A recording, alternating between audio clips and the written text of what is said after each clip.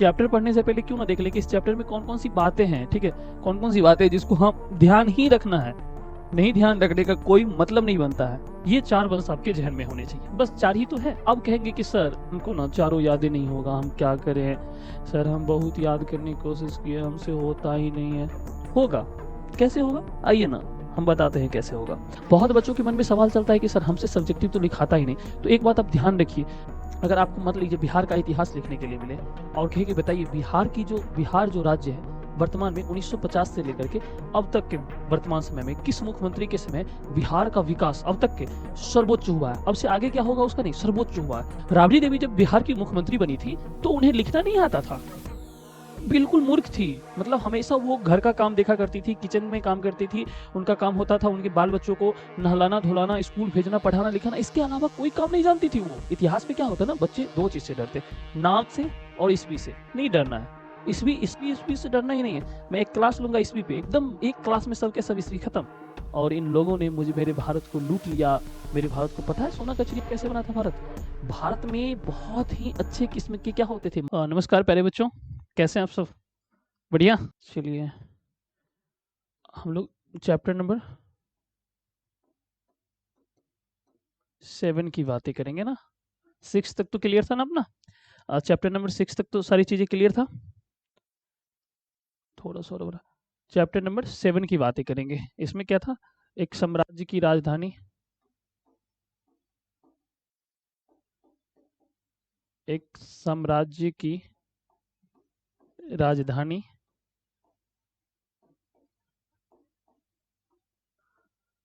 विजयनगर।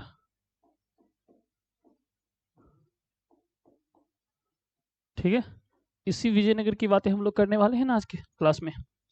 तो एक साम्राज्य की राजधानी विजयनगर, बेसिकली इस चैप्टर का पूरा लबोलुआब जो होगा वो विजयनगर साम्राज्य होगा। ठीक है, वो क्या होगा? विजयनगर साम्राज्य होगा। तो क्यों ना हम लोग चैप्टर पढ़ने से पहले क्यों ना देख ले कि इस चैप्टर में कौन कौन सी बातें हैं, ठीक है, कौन कौन सी बातें जिसको हम ध्यान ही रखना है, नहीं ध्यान रखने का कोई मतलब नहीं बनता है। तो विजयनगर साम्राज्य की बातें हम लोग करेंगे और विजयनगर साम्राज्य के बारे में मोटा मोटी जो होगा उसको सबसे पहले जान लेना है हमें। ठीक है, विजयनगर साम्राज्य के बारे में जो मोटा मोटी बातें होगा उन्हें हमें क्या करना है, सबसे पहले जान लेना है। तो सबसे पहले हम लोग देखेंगे विजयनगर, विजयनगर के बारे में।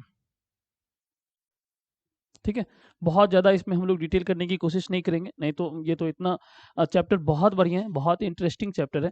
हम ये उम्मीद करके चलते हैं कि आज से पहले आपने विजयनगर साम्राज्य को पूरी डिटेल में पढ़ रखा है, आपने साल भर पढ़ाई की है। आज मेरा काम ये है उसमें से जो क्रीम होगा उसे निकाल करके आपके समक्ष रख देना है। ठीक है, उन बच्चों के समक्ष जो बच्चे बिल्कुल पढ़ाई नहीं किया, हाँ जिन बच्चों ने पढ़ाई किया उनके लिए तो कुछ लगेगा ही नहीं, लगेगा अच्छा इतना ही पढ़ना है। बाकी यहाँ पे जो बच्चे नए बच्चे हैं उनके लिए मैं ये चीज़ें तो दे दूंगा कि एग्जाम में आप बहुत बेहतर करके आएंगे। इस चैप्टर से अगर किसी भी तरह के प्रश्न आए तो वो प्रश्न आपके कभी छूटेंगे नहीं। ठीक है, इस चीज को आप ध्यान रखिएगा। देखिए विजयनगर साम्राज्य वर्तमान की बात करेंगे तो वर्तमान के कर्नाटका राज्य में है। ठीक है, एकदम ध्यान रखना एक एक बातों पे। वर्तमान कर्नाटक राज्य में, किस राज्य में? कर्नाटक में। और इसे किस नाम से जाना जाता है? अभी किस नाम से जाना जाता है?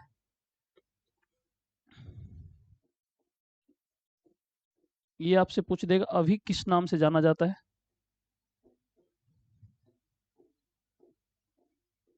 किस नाम से जाना जाता है? तो ये वर्तमान में अगर बात करेंगे तो ये हम्पी के नाम से जाना जाता है। किस नाम से जाना जाता है? हम्पी के नाम से। ठीक है, ये ध्यान रखिएगा। और वर्तमान की ये कर्नाटक राज्य में है। तो अब सबसे पहले बातें अगर इसकी आई है तो वर्तमान परिदृश्य में हम देख लिए हैं। अब देखिए, अब चलते हैं हम लोग कहाँ, इतिहास में। इतिहास में जब हम जाएंगे तो इतिहास में एक बातों को हम देखेंगे कि इस विजयनगर साम्राज्य की स्थापना आखिर किसने की। ठीक है, विजयनगर साम्राज्य की स्थापना आखिर किसने की? सबसे पहले हम लोग क्या करते हैं, नेक्स्ट पेज पे चलते हैं और यहाँ पे हम लोग सबसे पहले एक अपना प्यारा सा मैप देखते हैं भारत का। ठीक है, तो फिर आपको चीजें समझने में बहुत आसानी होगी।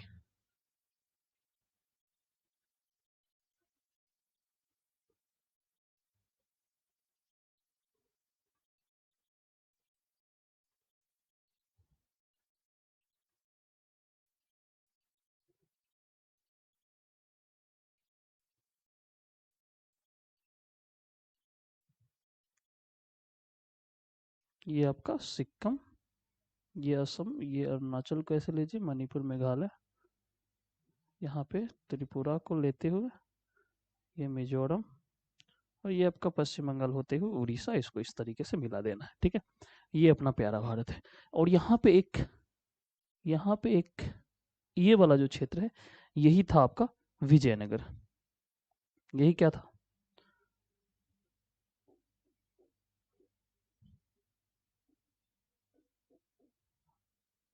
विजयनगर। ठीक है, यही आपका क्या था? विजयनगर। वर्तमान के कर्नाटका राज्य में आप देखेंगे तो यहाँ पे कर्नाटक की अवस्थिति है। ठीक है, यहाँ पे किसकी अवस्थिति है? कर्नाटक की अवस्थिति है, और यही आपका था विजयनगर। अब देखिए, इसके संस्थापक कौन थे? संस्थापक, विजयनगर साम्राज्य की स्थापना, विजयनगर साम्राज्य की स्थापना हरिहर और बुक्का नामक दो भाइयों ने किया था। किसने किया था? हरिहर और बुक्का नामक दो भाइयों ने विजयनगर साम्राज्य की स्थापना किया, और इस साम्राज्य पे 4 वंश हुए। ठीक है, कितने वंश हुए? 4 वंश। ये प्रश्न आपके पूछे गए थे, सेटअप जो एग्जाम हुआ था उसमें पूछे गए थे कि विजयनगर साम्राज्य में कितने वंश थे। तो 4 वंश थे यहाँ पे। मैंने उसमें भी बताया था कि इस पे संगम वंश था, सुलु वंश था, तुलुब वंश था और आरबीडू वंश था। ये कितने वंश थे? 4 वंश थे। संगम, सुलु, तुलुब और आरबीडू, ये 4 वंश यहाँ पे क्या किया? शासन किया। एक वंश दूसरे वंश को हरा करके अपना शासन यहाँ पे स्थापित करता गया। तो आप जैसा कि जानते हैं कि इसके संस्थापक कौन थे? हरिहर और बुक्का। कौन थे?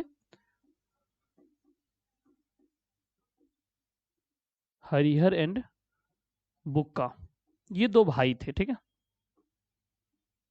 हरिहर और बुक्का नामक दो भाइयों ने विजयनगर साम्राज्य की स्थापना की, और इस साम्राज्य की स्थापना इन्होंने कब की? 1336 में। ठीक है, इस साम्राज्य की स्थापना इन्होंने कब की? 1336 में। संस्थापक कौन थे? हरिहर और बुक्का। अब इस विजयनगर साम्राज्य पे क्या होता है? इस विजयनगर साम्राज्य पे आप देखें कि 4 वंश, 4 वंश का शासन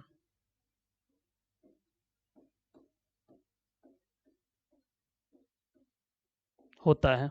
तो ये कौन कौन से 4 वंश थे? ये कौन कौन से 4 वंश थे, इसे भी तो देखना होगा ना। तो फर्स्ट आपका क्या था? संगम वंश।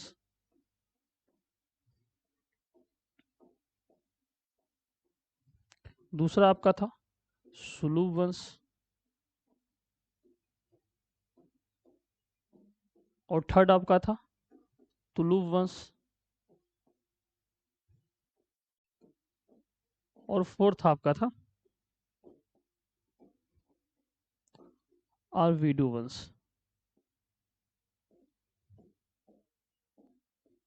ये 4 वंश आपके जहन में होने चाहिए। बस 4 ही तो है, 4 ही तो है।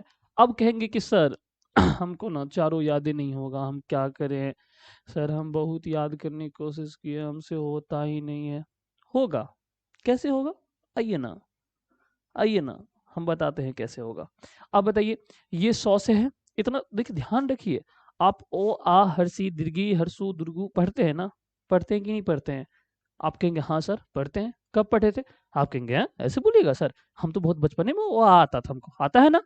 अगर वो आता है तो ये भी आएगा। ठीक है, आप कहेंगे ऐसे वो से क्या लेने देना, लेना देना है ना। शुरू में आप क्या पढ़ते? ओ आ पढ़ते। शुरू में आप कहते ओ आ, सबसे लास्ट में आएगा ओ वाला, आर वी डू। ठीक है, तालम सो मूर्धन सो दंत सो कब पढ़ते हैं? योरो लोबो में जाकर के अंतिम में, जो अंतिम है वो पहले। तो सुलुभ, संगम और सुलुभ, पहले संगम, दूसरा सुलु, फिर तुलु, फिर आरबीडू। देखिए, योरो लोबो वाला ये शब्द है, ये बाद में आ रहा है, तो इसको पहले हम लोग करेंगे संगम, सुलु, तुलु और आरबीडू। कुछ नहीं तो लास्ट वाला, फर्स्ट वाला और लास्ट वाला याद रखिए। फर्स्ट में संगम, लास्ट में आरबीडू, फर्स्ट में संगम, लास्ट में आरबीडू, बीच में है सुलुभ और तुलुभ। देखिए नाम कितना मिलता जुलता है, संगम, सुलु, तुलु, आरबीडू। 3-3 अंक वाले सब ऊपर है, 4 अंक वाले सब नीचे हैं। ठीक है, इसमें 4 हम लोग पूरी आर वी डू। ठीक है, संगम, तुलु, सुलु, ऐसे भी याद रख सकते हैं। ऐसे तो हमें नहीं लगता है कि ऐसे याद रखने की जरूरत है। मैं आपको बस एक छोटी सी बात बता दिया कि अ से जो है वो लास्ट में है, बाकी जो 100 से है वो ऊपर है। ठीक है, उससे ज्यादा और कुछ नहीं। बाकी अगर ऐसे आपको याद रहता है तो बहुत बढ़िया। अब देखिए, इसमें देखिए महत्वपूर्ण महत्वपूर्ण बातें करेंगे। ठीक है, फालतू की बातें करने का तो समय ही नहीं है। इसमें देखिए, इसके संस्थापक कौन थे? हरिहर और बुक्का। ठीक है, 1336 में। वर्तमान के कर्नाटका राज्य में, ठीक है, यहाँ वर्तमान कर्नाटका,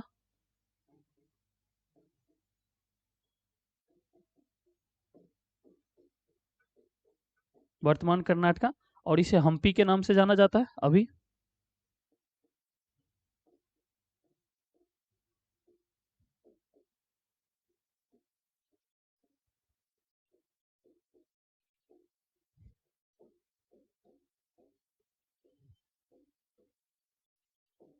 ठीक है, इतनी बातें तो यहाँ से आपको याद होनी चाहिए। यहाँ से 2-3 प्रश्न बनेंगे, यहाँ से आपसे प्रश्न पूछ लेगा कि बताइए कितने वंश थे, तो आप बोलेंगे 4 वंश थे।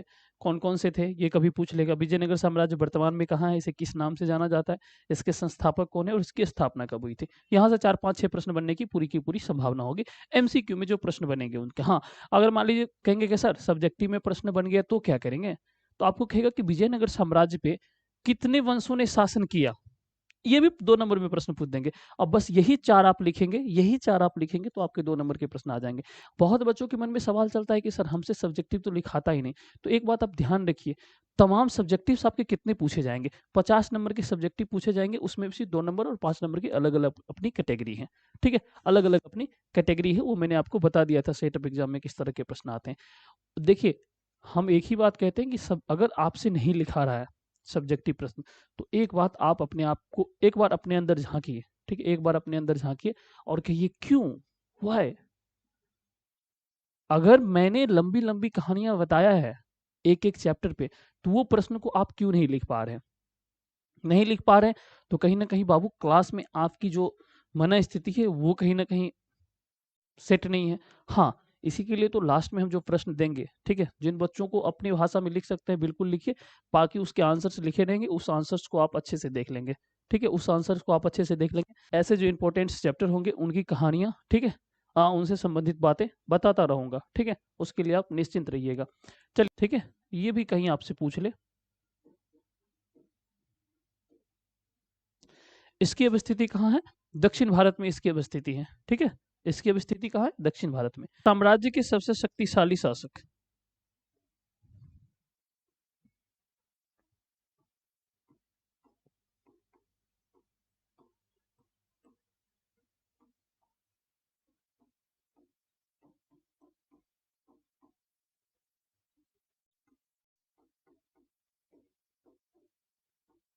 सबसे शक्तिशाली शासक, ठीक है, कृष्णदेव राय।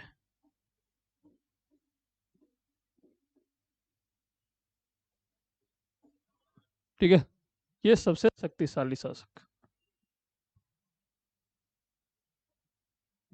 अब कृष्णदेव राय के बारे में यहाँ से अगर प्रश्न बनेंगे तो आपके अधिक अधिक से अधिक प्रश्न कहाँ से बनने की संभावना होगी? कृष्णदेव राय से। ठीक है, ये सबसे शक्तिशाली शासक थे कृष्णदेव राय। ठीक है, अब आप कहेंगे सर कृष्णदेव राय से कौन कौन से प्रश्न बन सकते हैं, कैसे प्रश्न बन सकते हैं?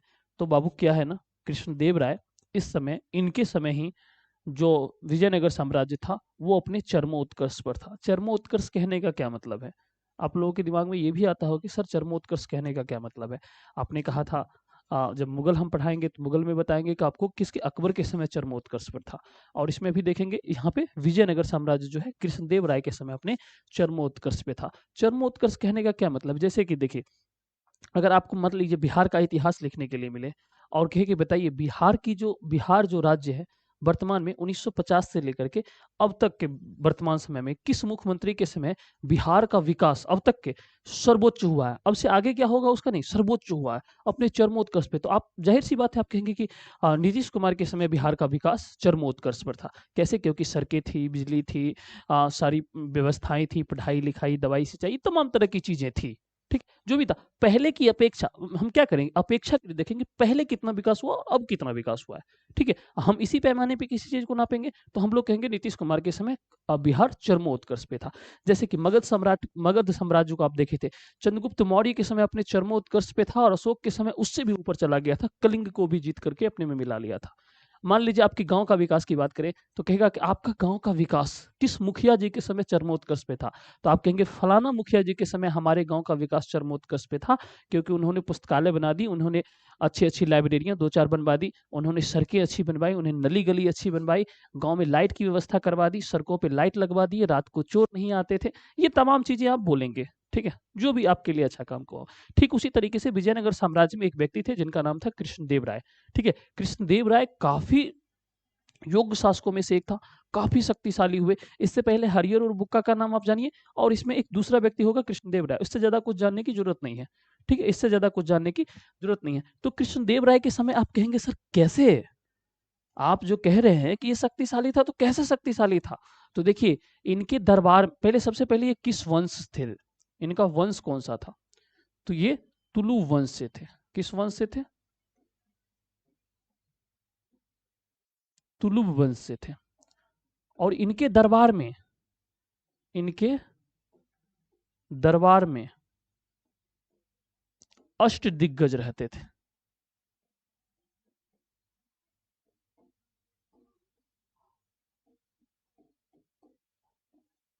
अष्ट दिग्गज। और हाँ, अभी जस्ट मैंने बताया चंद्रगुप्त द्वितीय के दरबार में भी नवरत्न हुआ करते थे। किनके दरबार में? चंद्रगुप्त द्वितीय के दरबार में। और नवरत्न आप देखेंगे कि अकबर के दरबार में भी नवरत्न होगा।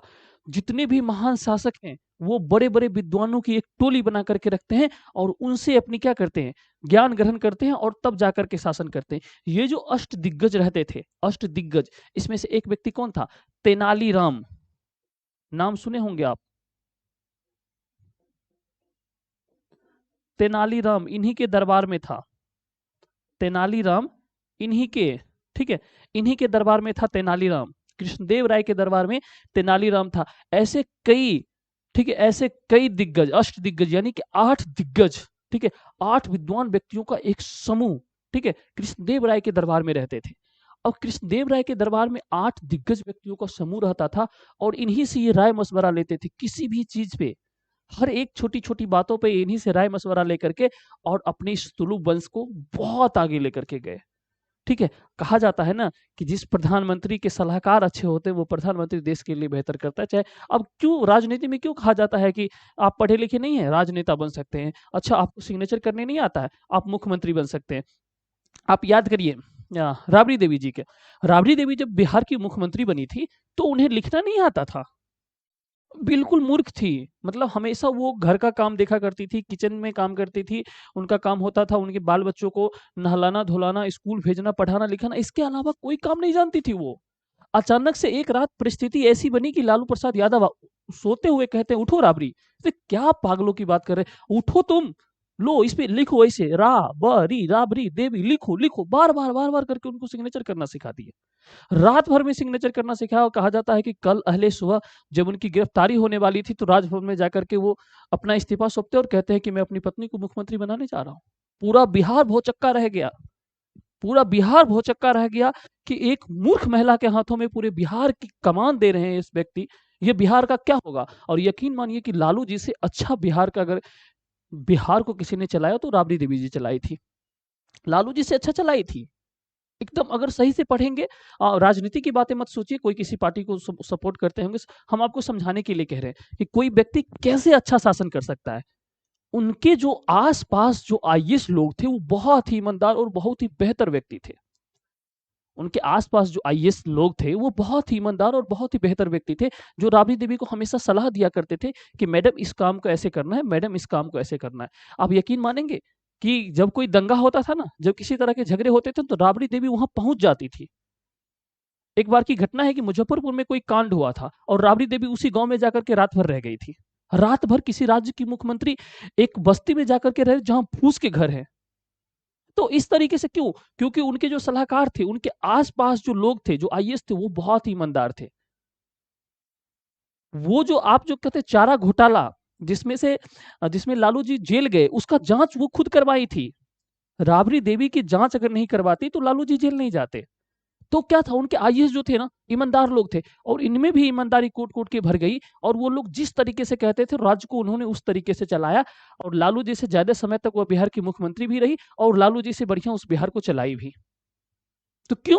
क्योंकि उनके दरबार में कौन लोग थे? उनके आसपास जो लोग थे वो अच्छे अच्छे आईएएस आईपीएस थे। वो लोग वो कुछ भी अपने मन से नहीं करती थी। आईएएस को बुलाती थी, पूछती थी कि आज यहाँ पे ये हुआ, क्या करना चाहिए। अब आईएएस तो आईएएस ठहरे भाई, उनके पास हिस्ट्री का ज्ञान है, ज्योग्राफी का ज्ञान है, पॉलिटी का ज्ञान है, एंटरप्रेन्योरशिप, हर चीज का ज्ञान है उनके पास। लगभग 10-12 विषय के ज्ञाता होते हैं वो बताते थे मैडम यहाँ पे ये कर लीजिए, मैडम यहाँ पे ये करना है, मैडम ठीक है करो। आज के राजनेताओं की तरह नहीं थे। तो इस तरीके से क्या होता है, तो वो उनके समय क्या हुआ था, बिहार बूम करने की कोशिश हुई थी। जैसे कि बहुत सारे आरक्षण की बात कर लीजिए, वो उनके समय लाया गया था। बहुत सारे काम उनके समय किया गया था, जिसको नीतीश कुमार जी ने सतह पे बहुत तेजी से आगे बढ़ाया। तो नीतीश कुमार जी का नाम चमक गया, लोग जानने लगे हर घर। लेकिन वो भी कोशिश की थी, जिस काम को इतना पुश की थी उसको बहुत तेजी से नीतीश कुमार जी ने धकेल दिया। ठीक उसी तरीके से देखिए, कृष्णदेव राय जब तुलु वंश में कृष्णदेव राय जब शासक बनते हैं, तो अपने दरबार में अष्टदिग्गज को रखते हैं, और अष्टदिग्गज में तेनालीराम जैसे लोग होते हैं, और ये अष्टदिग्गज इनको सलाह देते हैं, और इस सलाह पे क्या होता है, ये साम्राज्य को बहुत आगे बढ़ाते हैं।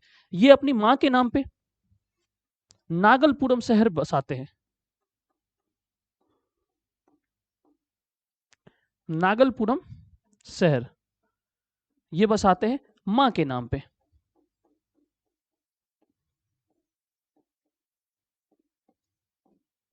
ये एक पुस्तक लिखते हैं आमुक्तालय।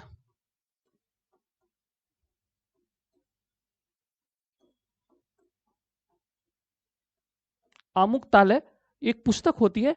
ये क्या करते हैं, ये एक पुस्तक लिखते हैं आमुक्तालय, ठीक है।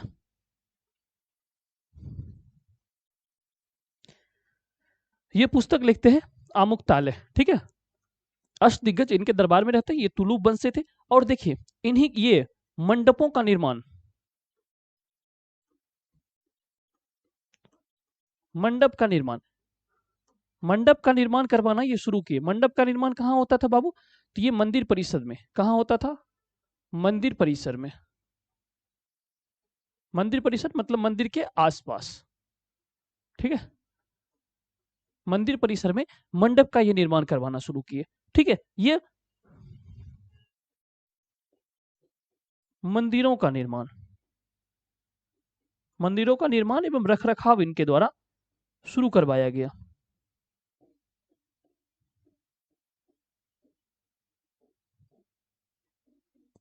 ये तमाम काम किनके द्वारा? कृष्णदेव राय जी के द्वारा करवाया जाना शुरू किया। और कृष्णदेव राय जब शासन करते थे, तो जनता जनता में अपनी अच्छी पैठ बनाने के लिए वो हमेशा मंदिरों की तरफ रहते थे, ठीक है।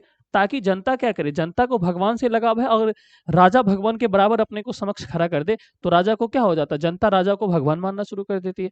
और इनके दरबार में जो अष्ट दिग्गज रहते थे, वो उनको ऐसी ऐसी सलाह देते थे, जिस सलाह पे ये सीधे खड़ा उतरते थे, ठीक है। उस सलाह पे वो खड़ा उतरते थे। और ये काफी प्रबुद्ध व्यक्ति थे, ऐसा नहीं कि मूर्ख व्यक्ति थे। ये बहुत पढ़े लिखे व्यक्ति थे, अच्छे व्यक्ति थे, ठीक है, शानदार व्यक्ति थे। क्या होता है ना, एक शानदार व्यक्ति के साथ अगर 8 शानदार व्यक्ति जुड़ जाए, तो उसकी क्या होती है, आत्मबल दुगुनी हो जाती है। मेरा ये 2 हाथ है, 2 हाथ से हम किसी चीज को कितना पुश कर सकते हैं, कितना भी बलवान है। लेकिन मेरे साथ मेरे ही जैसे लोग 10 लोग आकर के जुड़ जाए, तो और हम बढ़िया से पुश कर सकते हैं। तो ठीक है, 16 हाथ हो जाएंगे। तो 16 हाथ से बताइए, किसी भी चीज को उठा करके फेंक देंगे कि नहीं फेंक देंगे? मान लीजिए मैं इतिहास पढ़ाता हूँ। अब इतिहास में मैंने 10-15 किताबों का अध्ययन किया है, ठीक है।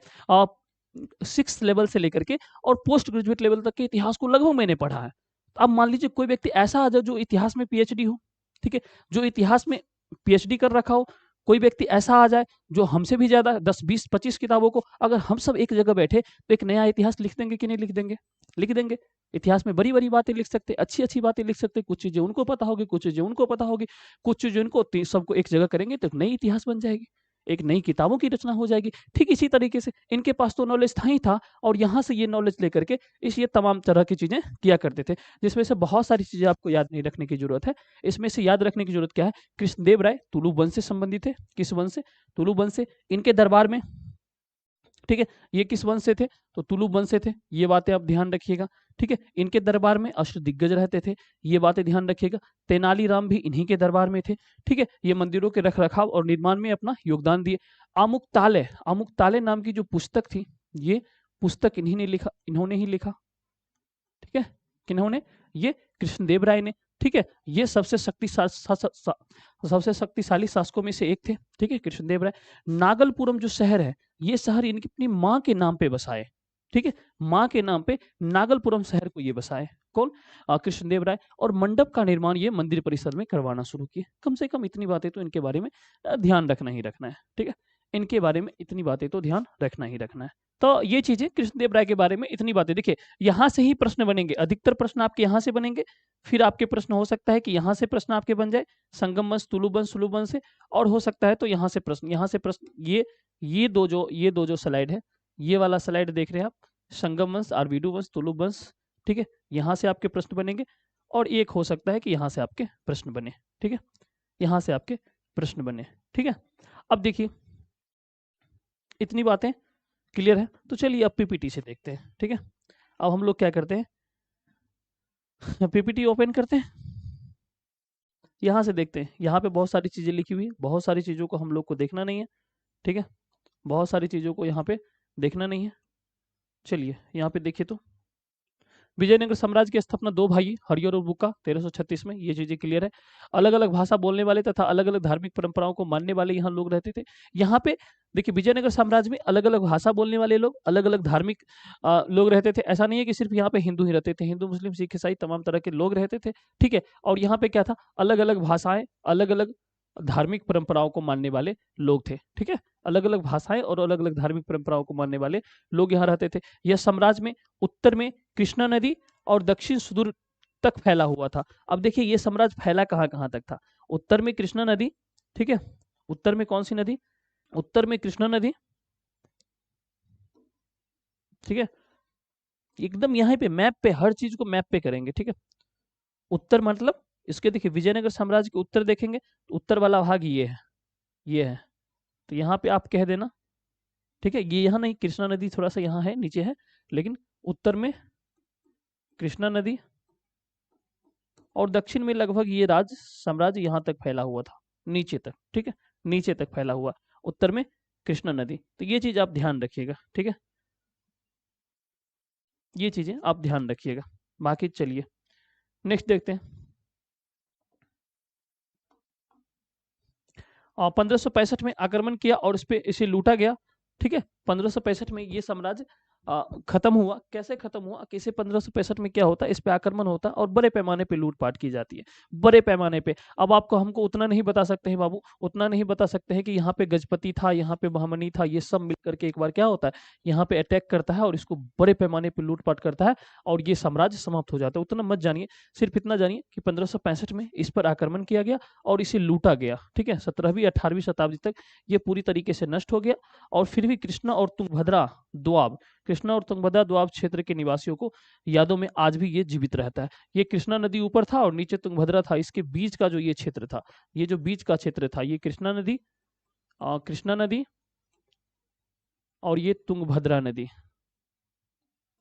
इसके बीच का जो क्षेत्र है इसको दोआब बोलते हैं। दोआब मतलब दो नदियों के बीच का जो क्षेत्र होता है।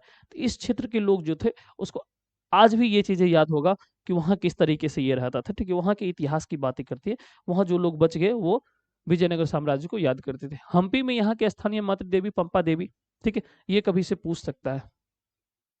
ठीक है, पंपा देवी, पम्मा देवी कहीं पे लिखा रहता है, कहीं पंपा देवी जो है, ठीक है, यहाँ के स्थानीय देवी का नाम था। ठीक है, जब विद्वानों ने इसकी खोज की तो मौखिक परंपरा तथा पुरातात्विक खोज, स्थापत्य के नमूने, अभिलेख, दस्तावेज, ये सब काफी सहायक हुए। अब बताइए, किसी भी चीज की खोज होगी, आज मान लीजिए आज से 20 साल बाद, आज से 15 साल बाद, आज से 20 साल बाद तो हम जिंदा ही रहेंगे, नहीं मान लीजिए हम मर गए, ठीक है, आज से 100 साल बाद, ठीक है, हम अभी 40-50 साल जिएंगे भाई, अभी हम 25 साल के हैं तो 50 साल और जिएंगे, लगभग 75 साल तक तो जिएंगे ही जिएंगे, नहीं, ठीक है, अच्छे से स्वस्थ रहेगा तो हम 75 साल जिएंगे, यकीन मानिए।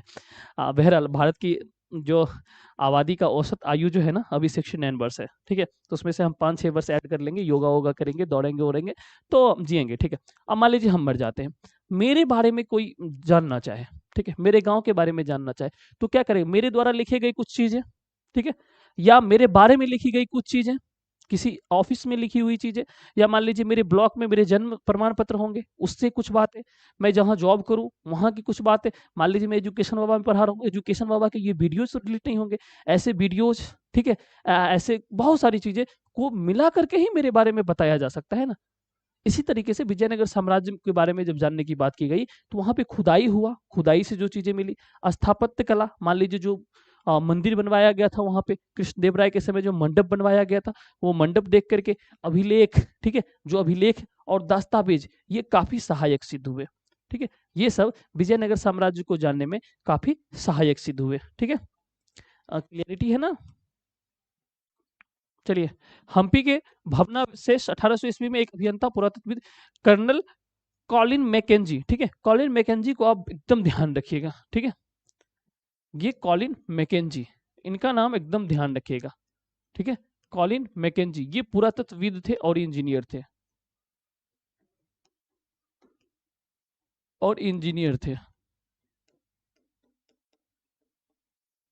ये पुरातत्वविद और इंजीनियर थे। ठीक है, अभियंता थे, प्रकाश में लाया और ईस्ट इंडिया कंपनी में ये कार्यरत थे। ठीक है, यही सबसे पहले इसको प्रकाश में लाया। ठीक है, कॉलिन मैकेंजी, कॉलिन मैकेंजी का जन्म 1754 में, ये जन्म नहीं पूछेगा हुआ था, और यह एक अभियंता यानी कि इंजीनियर, सर्वेक्षक और मानचित्रकार थे। ठीक है, ध्यान रखिएगा, पूछ देगा कॉलिन मैकेंजी क्या थे, तो इंजीनियर थे, सर्वेक्षक थे और मानचित्रकार थे। याद करिए, याद करिए चैप्टर नंबर 5, वहां पे हमने आपको बताया था फ्रांसवा वर्नियर क्या थे, चिकित्सक थे, साहित्यकार थे, राजनीतिज्ञ थे। ये मैंने आपको बताया था ना। यहाँ पे देखिए, कंफ्यूज नहीं करना है, कंफ्यूज नहीं करना है। यहाँ पे आप देखिए कॉलिन मैकेंजी की बात है। इतिहास में क्या होता है ना, बच्चे दो चीज से डरते, नाम से और ईस्वी से नहीं डरना है। ईस्वी ईस्वी ईस्वी से डरना ही नहीं है। मैं एक क्लास लूंगा ईस्वी पे, एकदम एक क्लास में सबके सब ईस्वी खत्म, और जो याद करने की जरूरत है उसको। कॉलिन मैकेंजी, कॉलिन मैकेंजी के बारे में पूछे क्या थे, इंजीनियर थे, सर्वेक्षक थे, मानचित्रकार थे। क्या थे, इंजीनियर थे, सर्वेक्षक थे और मानचित्रकार थे। ठीक है, प्रसिद्ध मानचित्रकार थे, मानचित्रकार के रूप में प्रसिद्ध थे। 1815 में वो भारत का पहला सर्वेयर जनरल ऑफ इंडिया बनाया गया। देखिए, सर्वेयर जनरल ऑफ इंडिया यानी कि सर्वेक्षण करने का प्रमुख, सर्वेयर का जो प्रमुख होता है वो इनको बनाया गया। और 1821 में इनकी मृत्यु तक वो इस पद पर रहे। ठीक है, इनको कब, 1815 में सर्वेयर जनरल ऑफ इंडिया बनाया गया। किनको, कॉलिन मैकेंजी। ठीक है, भारत के अतीत को बेहतर ढंग से समझाने और उपनिवेश के पर्यवेक्षक को आसान बनाने के लिए उन्होंने इतिहास से संबंधित स्थानीय परंपराओं का आकलन तथा ऐतिहासिक स्थलों का सर्वेक्षण शुरू किया। और मैकेंजी ने हम्पी का सर्वेक्षण मानचित्र बनाया, और इसके द्वारा हासिल की गई जानकारी विरूपाक्ष मंदिर तथा पंपा देवी की पूजा स्थल से पुरोहितों की स्मृति पर आधारित है। इन्होंने विरूपाक्ष मंदिर जो है, विरूपाक्ष मंदिर कहाँ पे, कर्नाटका में विरूपाक्ष मंदिर, और पंपा देवी की जो पुजारी लोग हुआ करते थे उनसे बहुत सारी चीजें जाने। पहाड़ों पर खड़ा होकर के उनसे पूछते थे कि बताइए वहां पे क्या था, तो कहते थे वहां पे एक बड़े महल हुआ करते थे, तो ये मानचित्र बनाते थे एक बड़े महल, उसके बगल में एक बड़ी सी सड़कें होती थी, सड़क, और इस मंदिर के प्रांगण में मंडप होते थे। तो वो पुजारी जो अपनी स्मृतियों पे अपने आप को याद करके, वो वृद्ध पुजारी जो विजयनगर साम्राज्य के बारे में बता रहे थे, उसी चीज को क्या कर रहे थे, ये मैकेंजी लिख रहे थे, मैकेंजी मानचित्र बना रहे थे, मैकेंजी चीजों को एकत्रित कर रहे थे, और एकत्रित करके पता चला कि विजयनगर साम्राज्य ऐसा था। ठीक है, हम्पी की जानकारी व अन्य स्रोत की बात करें तो 1836 में अभिलेखकर्ताओं ने यहाँ पर हम्पी एवं अन्य मंदिरों के कई दर्जन अभिलेख इकट्ठे किए, और 1856 में छायाचित्र यहाँ के भवनों और संकलित करने आरंभ कर दिए। शोधकर्ताओं ने इस चित्रों का अध्ययन किया। इतिहासकारों ने विजयनगर साम्राज्य के इतिहास के पुनर्निर्माण के प्रयासों में कई स्रोतों का अध्ययन किया, जैसे कि विदेशी यात्राओं के वृत्तांत तेलुगु, कन्नड़, तमिल, संस्कृत में लिखे गए थे।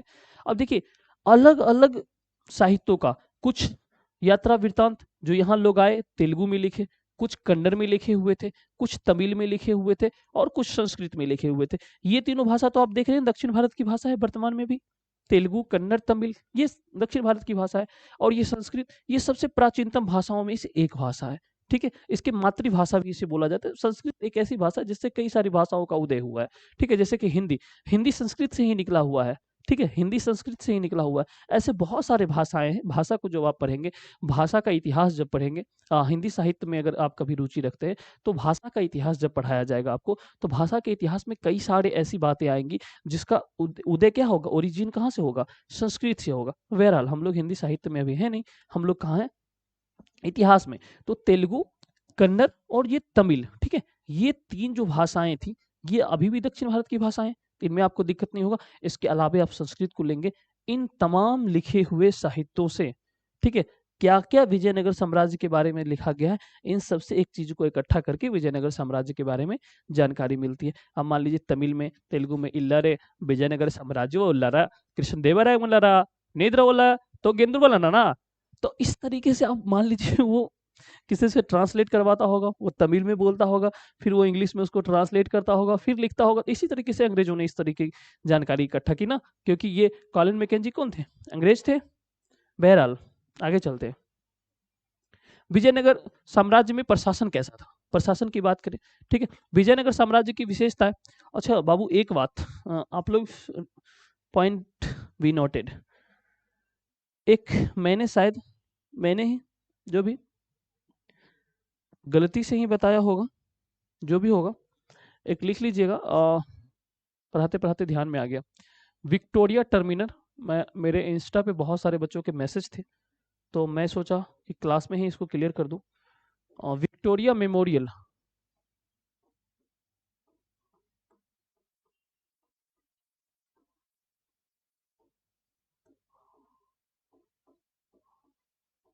तो फिर भूल जाऊंगा तो बता नहीं पाऊंगा। विक्टोरिया मेमोरियल ये आपके कोलकाता में है। कोलकाता पश्चिम बंगाल की राजधानी है।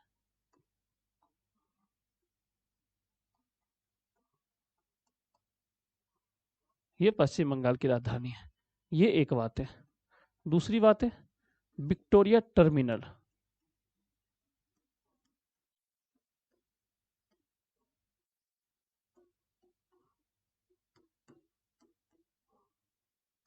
ठीक है, विक्टोरिया टर्मिनल ये मुंबई में है,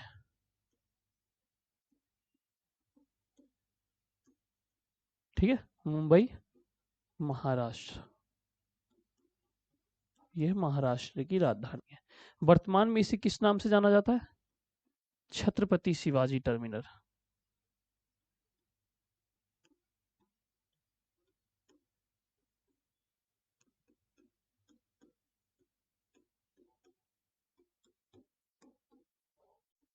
ठीक है, ये एक रेलवे स्टेशन है।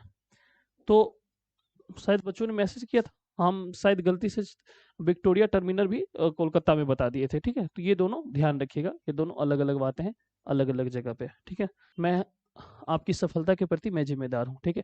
अगर मुझसे कोई गलती होती है तो देखिए क्या होता है ना कि एक शिक्षक होने के नाते बहुत सारी चीजें दिमाग में चलती रहती है, बहुत सारी चीजें। हो सकता है कि मैंने विक्टोरिया मेमोरियल उस समय मेरे दिमाग में चला हो और मैंने आपको कोलकाता बता दिया, तो छोटी भी गलती हो तो आप जरूर मुझे बताइए कि सर ये गलतियां हो सकती है। हाँ गलती रहेगी तो मैं जरूर यहाँ पे आकर के इस चीजों को, मैं ऐसे ऐसे शिक्षकों में से नहीं कि मुझे सब कुछ आता है, नहीं, सब कुछ नहीं आता। मैं हूँ, मैं ही नहीं हूँ, ठीक है, मैं हूँ, ठीक है, मैं ही नहीं हूँ। मुझे ही इतिहास आता है ऐसा नहीं, मुझे इतिहास आता है, मुझे ही नहीं, मेरे अलावा बहुत सारे विद्वान हैं, बहुत सारे लोग हैं, सबको इतिहास आता है, ठीक है। तो इसीलिए गलतियां हर किसी से होती है, बस उसे स्वीकारा जाए सही समय पे तो बढ़िया है, ठीक है। तो इसको आप सही कर लीजिएगा, ठीक है। बहरहाल चलिए, अब विजयनगर राज्य की विशेषता। अब विजयनगर साम्राज्य की स्थापना दो भाई हरिहर और बुक्का 1336 में की, ये बातें आपका क्लियर है। विजयनगर साम्राज्य शासकों ने अपने समकालीन राजाओं जैसे दक्कन के सुल्तान, उड़ीसा के गजपति शासक, ठीक है, उड़ीसा के गजपति शासक कहाँ के थे? उड़ीसा के। थोड़ा सा ध्यान रखिएगा, दक्कन के सुल्तान उड़ीसा के गजपति शासक से संघर्ष इसका चलता रहता था। ये वाला यहाँ पे मान लीजिए ये विजयनगर साम्राज्य है, तो यहाँ पे देखिए उड़ीसा के गजपति, ठीक है, गजपति, और यहाँ पे देखेंगे दक्कन के सुल्तान। इससे इसके झगड़े हमेशा होते रहते थे, ठीक है, इससे इसके झगड़े हमेशा होते रहते थे। किससे? विजयनगर साम्राज्य के। उर्वर नदी घाटी अधिकार तथा विदेशी व्यापार पर नियंत्रण के लिए संघर्ष होता था, ठीक है। इस क्षेत्र में क्या होता था, उपजाऊ बहुत अधिक होती थी, तो इस क्षेत्र को लेकर के इसके विवाद होते रहते थे। और आप जानते हैं ये समुद्र है, इधर अरब सागर है, इधर बंगाल की खाड़ी है, ठीक है, और इधर हिंद महासागर है। तो इस क्षेत्र में जो व्यापार होता था, ठीक है, समुद्र से जो व्यापार होता, तो व्यापार को लेकर के इन लोगों में झगड़े होते रहते थे। विजयनगर के शासकों ने भवन निर्माण तकनीक को ग्रहण किया और इसे आगे विकसित किया। भवन निर्माण जिसमें से आपको बताए थे मंडपों का निर्माण, ठीक है, भवन निर्माण इस समय काफी प्रचलित था, ठीक है। क्या प्रचलित था? भवन निर्माण। इन्होंने तमिलनाडु के चोल सम्राट, कर्नाटक के होयसल, ठीक है, होयसल कहाँ के थे? कर्नाटक के, ध्यान रखिएगा। चोल के बारे में मैंने आगे भी पढ़ाऊंगा, चोल के बारे में। चोल आप जानिएगा, चोल एक ऐसा साम्राज्य था जहां से पहली बार पंचायती राज व्यवस्था को लाया गया था। कभी पूछते पंचायती राज व्यवस्था को पहले किस शासक ने, किस वंश ने लाया था? तो चोल वंश ने लाया था। तो चोल कहाँ पे था? चोल आपके तमिलनाडु वाले क्षेत्र में, नीचे एकदम तलहटी पे। और कर्नाटक में होयसल शासक के राजाओं को विकास देखा था। इन लोगों ने चोल और होयसल को अपना क्या पूर्वज मानते थे, उन्हीं की तरह इस विकास को आगे बढ़ाते थे। तो इन क्षेत्रों में शासक के तंजावुर के बृहदेश्वर मंदिर तथा वेल्लूर के, ठीक है, तंजावुर के, ये ध्यान रखिएगा, पूछ देगा आपको बृहदेश्वर मंदिर कहाँ है, तो तंजावुर में है बृहदेश्वर मंदिर, तंजावुर। और वेल्लूर के चित्रकेशव, चन्न केशव मंदिर का संरक्षण दिया, और विजयनगर शासक ने भी इन परंपरा को आगे बढ़ाया। ठीक है, इन लोगों ने, चोल ने, होयसल ने, ये सब किया था। ठीक है, विजयनगर साम्राज्य स्वयं को क्या कहते थे? राय कहते थे। ठीक है, स्वयं को क्या कहते थे? राय कहते थे। और एक बात ध्यान रखिएगा, स्वयं को ये लोग राय कहते थे। ठीक है, स्वयं को क्या कहते थे? ये लोग राय कहते थे।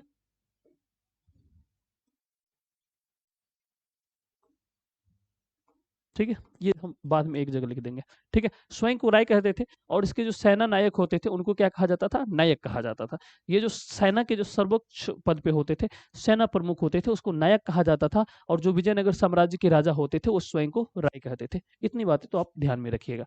इस काल में युद्ध कला अश्व सेना पर निर्भर रहती थी। इस समय जो युद्ध होता था, वो हमेशा घोड़ों से होता था। ठीक है, घोड़ों पे सवार होके। ठीक है, घोड़ों पे सवार होकर के इसे अश्व सेना कहा जाता था। अब बताइए, घोड़े भारत में तो अधिक नहीं थे, तो घोड़े की व्यापार भी होगा, तो घोड़े के व्यापारी वगैरह होते थे जो व्यापार करते थे, जिसमें फनवा निनुज का नाम आता है। ठीक है, 2-3 व्यक्तियों का नाम आता है कि वो घोड़े के व्यापारी थे। ठीक है, जब एमसीक्यू बताएंगे तो उसमें हम उसको डिस्कशन कर देंगे। ठीक है, तो वो 2 व्यक्ति, बहुत सारे व्यक्ति थे जो क्या था, अरब से घोड़ा लेते थे और भारत में आकर के बेचते थे। जो सबसे अधिक विजयनगर साम्राज्य के लोग क्या करते थे? घोड़ों के आदान प्रदान में, क्योंकि सेना के लिए घोड़ा चाहिए। जैसे कि भारत सरकार है, भारत सरकार को बहुत सारी बंदूकें चाहिए, बहुत सारे फ्लैट ये चाहिए, लड़ाकू विमान चाहिए, बहुत सारे बम बारूद चाहिए, तो क्या करते हैं हम लोग? रसिया से खरीदते हैं, अमेरिका से खरीदते हैं। ठीक उसी तरीके से उस समय भी वो लोग क्या करते थे? अरब देशों से, ठीक है, अरब देशों से क्या करते थे? घोड़े का व्यापार किया करते थे। कौन? विजयनगर साम्राज्य के लोग घोड़ों का आयात करते थे। देखिए, आयात मतलब मंगाते थे। ठीक है, निर्यात मतलब होता है बेचना, आयात मतलब होता है खरीदना। तो यह व्यापार आप लोग पढ़े होंगे इकोनॉमिक्स में, आयात निर्यात, एक्सपोर्ट इंपोर्ट। ठीक है, तो ये आयात करते थे, यानी कि इंपोर्ट करते थे, अरब व्यापारियों द्वारा नियंत्रित होता था। किसके द्वारा? देखिए बताए थे अभी तो, अरब व्यापारियों द्वारा यह नियंत्रित होता था। साथ ही व्यापारियों का स्थानीय समूह, ठीक है, किदरई चट्टी, या जिन्हें घोड़ों के व्यापारी कहा जाता था। क्या कहा जाता था? कुदरई चट्टी या घोड़ों का व्यापारी कहा जाता था। इसे विनिमय में भाग ले 1498 में आप जानते हैं पुर्तगाली पश्चिमी तट पर आए और व्यापारिक तथा सामरिक केंद्र स्थापित किए। अब 1498 में व्यापार यहाँ पे आए, और इसी समय आप देखेंगे, इसी समय क्या पेलरन में विजयनगर साम्राज्य चल रहा होता है। तो एक चीज आप ध्यान रखिए, विजयनगर साम्राज्य में जो भी विदेशी यात्री आएंगे, लगभग विदेशी यात्री कहाँ के होंगे? पुर्तगाल के होंगे। उसमें से बरबोसा होगा, निकोलस कॉन्टी होगा, इस तरह के लोग होंगे। ठीक है, जो कहाँ से आएंगे? पुर्तगाल से आएंगे। ये चीज ध्यान रखिएगा। यहाँ से देखिए, कॉन्सेप्ट यही चीजें से क्लियर होती है। अब 2 घंटे में तो कॉन्सेप्ट क्लियर संभव नहीं है बाबू, लेकिन मेन बातें जो है मैं आपको बता देता हूँ, जो आपके जहन में जरूर रहेगा। ठीक है, प्रयास करने में पुर्तगालियों की सामरिक तकनीक बेहतर थी, इसके पास बंदूक थी, जिससे यह महत्वपूर्ण शक्ति बनकर उभरा। अब सामरिक शक्ति मतलब क्या? ये सामरिक शक्ति देख रहे हैं, सामरिक केंद्र शासित करने में। सामरिक कहने का क्या मतलब है? इस शक्तिशाली, उसके पास अलग एक पावर था। ठीक है, किसके पास? पुर्तगालियों के पास, क्योंकि उसके पास क्या थे? बंदूक थे। विजयनगर साम्राज्य मसालों, वस्त्र, रत्नों के लिए प्रसिद्ध था। वहां पे वस्त्र, मसाला और आभूषण ये बेहतर तरीके से मिलते थे। ठीक है, वस्त्र रत्नों के लिए प्रसिद्ध थे। यहाँ की जनता समृद्ध थी, यानी कि यहाँ की जनता ठीक ठाक अमीर थी। ठीक है, ठीक ठाक अमीर थी। और यहाँ की जनता महंगी विदेशी वस्तुओं की मांग करती थी, और विशेष रत्नों और आभूषणों की। अब ये लोग क्या करते थे? ये बहुत अच्छे अच्छे आभूषणों की मांग करते थे। ठीक है, आभूषण। अब भारत को सोने की चिड़िया क्यों कहा गया था पता आपको? कहते हैं ना, हम लोग बात करते हैं कि भारत मेरा सोना का चिड़िया था, और इन लोगों ने मेरे भारत को लूट लिया। मेरे भारत को पता है सोना का चिड़िया कैसे बना था भारत? भारत में बहुत ही अच्छे किस्म के क्या होते थे? मसाले होते थे।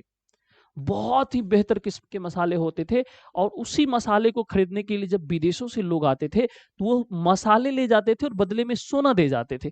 उस समय पैसे का कोई लेन-देन नहीं होता था, वस्तु विनिमय प्रणाली होता था कि सोना दिए, मसाला ले गए, सोना दिए, सूती वस्त्र ले गए। सूती वस्त्र और मसाले के लिए भारत दुनिया में प्रसिद्ध था और आज भी है। सूती वस्त्र की बात आती है तो भारत के जितने अच्छे सूती वस्त्र होते हैं, वैसे दुनिया में कहीं नहीं होते। उसमें भी बिहार में भी कुछ सिटी है, सिल्क सिटी कहा जाता है भागलपुर को, सिल्क सिटी ऑफ बिहार।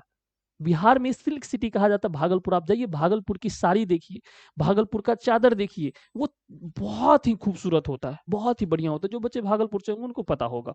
तो भागलपुरी में भागलपुरी शिल्प की बात करते आज भी हम लोग देखिए, तो उस समय इतिहास में जाकर के देखेंगे कि तो भारत में सबसे अच्छे सूती वस्त्र के कपड़े होते थे और केरल कर्नाटक के क्षेत्रों में इतने अच्छे मसाले होते थे, उसकी स्वाद पूरी दुनिया चखना चाहती थी और उस बदले में हमें सोना दे जाती थी और बदले में वो मसाले ले जाती थी। तो इस तरीके से भारत में इतना सोना आ गया कि मंदिरों में सोने लगवा दिए जाते थे। तो कहा जाता था भारत सोने की चिड़िया थी, ठीक है? ज़ाहिर सी सोने की चिड़िया थी, लेकिन लोगों ने उसे तबाह कर दिया, लूट लिया। कोई बात नहीं, लूट लिया तो लूट लिया। हम आप पढ़ लिख करके भारत को फिर से सोने की चिड़िया बनाएँगे, ठीक है? करेंगे ना मेरे साथ? भारत को सोने की चिड़िया बनाना है, बहुत अच्छे से पढ़िए। यहाँ की जनता समृद्ध थी, यहाँ की जनता महँगी वस्तुओं ज़ाहिर-सी बात है, राजस्व प्राप्त होता था और जो कि राज्य की समृद्धि के लिए महत्वपूर्ण योगदान करता था, ठीक है? अब देखिए, राज्य का चरमोत्कर्ष एवं पतन, राजनीतिक सत्ता के दावेदार, शासक वंश और सैनिक कमांडर शामिल थे। विजयनगर साम्राज्य के 4 प्रमुख राजवंश आपको पता है, संगम वंश इसको हरा करके संगम वंश को हराया, सुलुभ वंश उस पे अधिकारी है, सुलुभ को हराया, तुलुभ आया, तुलुभ को हराया, आरबीडू आया। इस तरीके से 4 वंश थे, ठीक है? तुलुभ वंश कृष्णदेव राय से संबंधित थे, ये चीज़ें क्लियर है। कृष्णदेव राय के बारे में देखिए साम्राज्य का विस्तार किया और इसको मजबूत बनाया, मैंने पहले बता दिया। तुंगभद्रा और कृष्णा नदियों के बीच का क्षेत्र हासिल किया। तुंगभद्रा और कृष्णा के बीच का जो दोआब था जिसको लेकर के झगड़ा होता था किससे? दक्कन के सुल्तान से और गजपति, ठीक है? उड़ीसा के गजपति से। इस पे क्या किया? कृष्णदेव राय ने अधिकार कर लिया। 1514 ईस्वी में उड़ीसा के शासकों का दमन किया। उड़ीसा के शासक यानी कि गजपति को दमन किया और बीजापुर के सुल्तान को बुरी तरह पराजित किया। ठीक है? वो दोनों जो परेशान करते थे इनको, उनको बुरी तरह पराजित किया। राज्य हमेशा सामरिक रूप से तैयार रहता था। राज्य अतुलनीय शांति और समृद्धि में फला-फूला अष्ट दिग्गज जो थे, वो हमेशा शांति का प्रयास करते थे। भाईचारा बना के रखते, हिंदू मुस्लिम एकता की बात करते थे। ये तमाम चीजें इन्होंने किया। देखिए, जो शासक हिंदू मुस्लिम एकता, देश के अलग-अलग धर्म और संस्कृति को एक साथ संभाल करके एक धारा में लेकर के चले, वही राजा महान होता है, वही शासक महान होता है। ठीक है? ये चीज़ ध्यान रखिएगा क्योंकि अकबर को महान इसीलिए नहीं कहा गया कि वो बहुत है। हाँ, उनके समय में किसी भी तरीके के भेदभाव नहीं होते थे हिंदू मुस्लिमों में। ठीक है? अलग-अलग हिंदू, मुस्लिम, सिख, ईसाई सबको साथ लेकर के चलते, इसीलिए अकबर को महान कहा गया। नहीं तो मुगलों को तो लोग गालियाँ देते हैं, लेकिन अकबर को देखिएगा, अकबर का नाम लोग सम्मान से लेते हैं।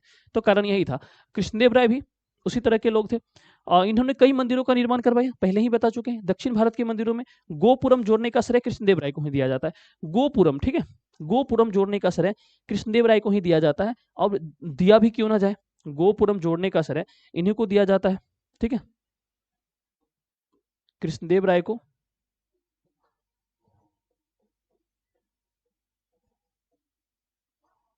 गोपुरम की शुरुआत कृष्णदेव राय ने ही की है। अब गोपुरम क्या होता है? मंदिरों के द्वार।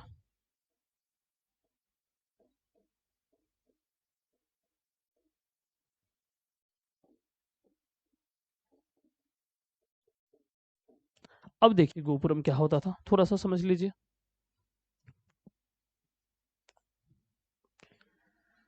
हमें तो ये चलाने उतना आता नहीं बाबू, लेकिन कोशिश जरूर करते हैं, कुछ चला पाए तो।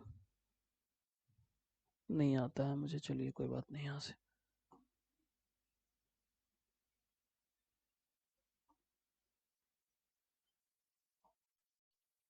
नहीं, चलिए हम खुद से करते, कोशिश करते हैं, ठीक है?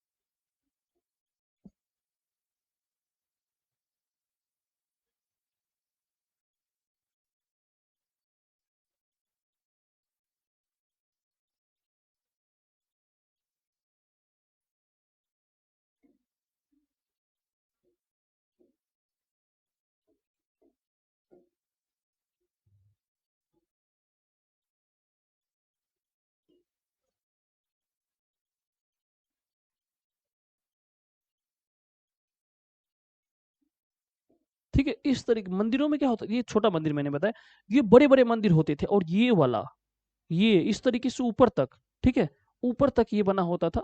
फिर यहाँ पे एक भगवा झंडा लहराता था। इसी ये जो है, ये इसी को बोला जाता है गोपुरम। ठीक है, चाहे ये वाला हो, चाहे ये वाला हो, चाहे ये वाला हो। मंदिरों पे देखेंगे आप, दक्षिण भारत के मंदिरों को कभी तस्वीरों में देखिए, देखेंगे मंदिरों के ऊपर तक छोटा छोटा गेट नुमा आपको दिखेगा। ठीक है, इसी को गोपुरम कहा गया था। ठीक है, इसकी शुरुआत किन्होंने की थी? इसकी शुरुआत कृष्णदेव राय जी के द्वारा हुआ था। ठीक है, इसकी शुरुआत कृष्णदेव राय जी के द्वारा हुआ था। ये बातें मैंने आपको स्पष्ट कर दिया। उसके बाद उन्होंने अपने माता के नाम पर विजयनगर साम्राज्य के पास ही नागलपुरम नामक उपनगर की स्थापना की। ये भी मैंने आपको बता दिया। कृष्णदेव राय की मृत्यु कितना हुआ? 1529 में हुई। इसके बाद शासन कमजोर होने लगा। इनकी मृत्यु कब हुई?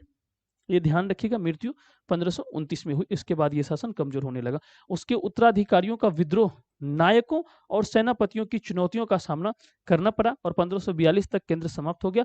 और इसके बाद किसके हाथों में? आरवीडू वंश के हाथों में चला गया, जो इस शासन का अंतिम वंश था। इस शासन का क्या था? अंतिम वंश था। विजयनगर का अंत कैसे हुआ? 1565 में विजयनगर की सेना, प्रधानमंत्री उस समय राम राय हुआ करते, उसके नेतृत्व में राक्षस टांगरी का युद्ध। ठीक है, राक्षस टांगरी का युद्ध, इसे तालीकोटा का भी युद्ध कहा जाता है। राक्षस टांगरी का युद्ध, इसे तालीकोटा तालीकोटा का युद्ध भी कहा जाता है। ये 1565 में हुआ था। ये 1565 में हुआ, और इसी समय क्या होता है? इसी समय ये समाप्त हो जाता है। तालीकोटा के युद्ध के नाम से जाना जाता है। इस युद्ध में बीजापुर के सुल्तान, अहमदनगर के सुल्तान, गोलकुंडा के सुल्तान की संयुक्त सेना थी, और धावा बोल दिया, और विजयनगर साम्राज्य की सेना इसमें हार गई। इसके बाद क्या हुआ? बड़े पैमाने पे लूटपाट किया गया, उजरने लगा, और विजयनगर की सेना को खूब लूटा, और यह शासक पूर्व की ओर स्थानांतरित हो गया। और आरबीडू वंश पेनकुड्डा के बाद ये क्या हुआ? चंद्रगिरी में शासन करने लगा। इस तरीके से क्या हुआ? राय तथा नायक, राय किसको? विजयनगर के शासक को, और नायक सेना प्रमुख को कहलाते थे। नायक की बात करें, यह साम्राज्य का शक्तिशाली प्रयोग होता था। नायक किले का नियंत्रण, यानी कि सैनिक का जो काम होता था वही काम ये करते थे। इसके पास पार्श्व सार्थक होते थे, आमतौर पर एक दूसरे से भ्रमण करते थे। कई नायक बसने के लिए उपजाऊ जमीन की तलाश करते थे। ये तमाम चीजें अमर नायक प्रणाली विजयनगर साम्राज्य की प्रमुख राजनीतिक खोज थी। यह प्रणाली दिल्ली सल्तनत की एकता प्रणाली जैसी थी। एकता प्रणाली में जैसे क्या होता था कि मान लीजिए एक वेतन नहीं दिया जाता था, कहता था इस गांव 2-4 गांव से जो आमदनी आएगा वो सेना रख लेगा। ठीक है, इस तरह की प्रणाली को नायक कमांडर होते थे, सैनिक के कमांडर होते थे, उसको अमर नायक या नायक कहा जाता था। उनको राय द्वारा प्रशासन के लिए क्षेत्र दिए जाते थे, उस क्षेत्र का पैसा वो खुद रखता था। अमर नायक क्षेत्रों में किसान, शिल्पकार, व्यापारियों, भू राजस्व तथा अन्य लोगों से वसूली करते थे। अमर नायक राजस्व का कुछ भाग व्यक्तिगत उपयोग के लिए और घोड़े और हाथियों के दल के रखरखाव के लिए रखते थे। ठीक है, ये वो तमाम काम करते थे जो एक सैनिक करते हैं। विजयनगर साम्राज्य की राजधानी और परिप्रेक्ष्य, जल संपदा की बात करें, जल संपदा किस प्रकार पूरा किया जाता था? विजयनगर की भौगोलिक स्थिति सबसे अधिक चौंकाने वाला तथ्य था। तुंगभद्रा नदी से निर्मित प्राकृतिक जलकुंड जो होते थे, और उत्तर पूर्व में दिशा में बहती थी। आसपास का भूदृश्य ग्रेनाइट की पहाड़ियों से घिरा हुआ था, और यह पहाड़ी शहर के चारों ओर करधनी का निर्माण करती थी। इन पहाड़ियों को कई जलाशयों में आकर मिल जाती थी, और लगभग धाराओं के साथ बंध कर आगे बढ़ती थी। ये तमाम चीजें विजयनगर साम्राज्य के बारे में, इसको एक बार देख लीजिएगा। किलेबंदी और सड़क और किलेबंदी की बात करें, अब्दुल रज्जाक 15वीं शताब्दी में कालीकट आया था। ठीक है, अब्दुल रज्जाक, और यहाँ की किलेबंदी देखकर वो हैरान हो गया था। विजयनगर न केवल शहर की किलेबंदी की थी, बल्कि यहाँ खेतों, जंगलों की किलेबंदी भी की गई थी, और दीवार के चारों ओर बनी पहाड़ियों के आसपास इसे जोड़ती थी। तो अब्दुल रज्जाक ये चीज देखिए अब्दुल रज्जाक कहाँ आया है। ठीक है, वहां पर भी आपको अब्दुल रज्जाक आ गया था ऑप्शन में। ठीक है, कहाँ? चैप्टर नंबर 5 में। ध्यान रखिएगा, अब्दुल रज्जाक विजयनगर साम्राज्य से संबंधित है। ठीक है, ये यहाँ पे अपनी यात्रा में आया था। दीवार बनने में पत्थर का प्रयोग किया जाता था, फनाकार होते थे। ठीक, अब्दुल रज्जाक लिखता है कि पहली, दूसरी और तीसरी दीवारों के बीच खेत जुते हुए और बगीचे आवास थे। पेश लिखते हैं कि जहां वे धान उगाते थे वो कई उद्यान हुआ करते थे।